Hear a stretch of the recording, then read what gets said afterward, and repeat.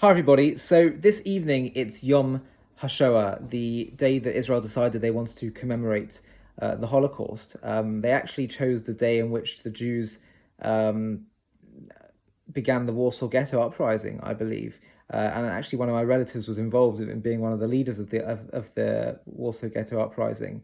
Um, it's interesting though that in Judaism, well, in Hebrew, in modern Hebrew, the word that is used for history is historia, right? And I think it's pretty obvious that that does not have its roots in ancient Hebrew.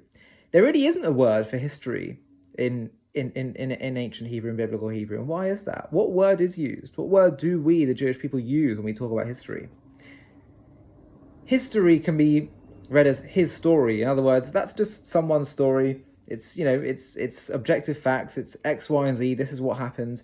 In fact, I remember when I went on a Poland trip with a Jewish group, and I heard that my friends from my school, it was a non-Jewish school, I was extremely moved, and it was a very emotional experience for me. And for them, it wasn't as much because they were dealing much more just in facts alone. Whereas for me, this was about our people. It was about our story, right?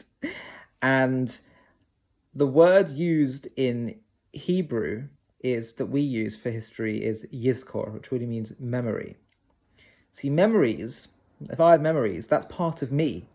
That's part of what makes me me. It's experiences I've had. And when we talk about history, the Jewish people, when we talk about Yizko, we're saying everything that we've been through as a people forms a part of our national collective memory. It makes us who we are. And what our grandparents went through, that's part of us. We're all links in a chain. We're all one family, and it will shape and affect the way that we move forward. Memory is what we're all about, and what Yom HaShoah should be about. This is not some piece of history that happened. No, no, no, no, no. This is part of our memory. It's part of our story, and it's going to shape our future. And we're going to take what we can, the pain, the suffering, but also the resilience and the uprising against these the Nazis and this terrible period in human history. And we're going to use it to build a brighter future. That's what the Jewish people are all about. We're not about history. We believe everything should be used to be made into creating a better world. It's about memory.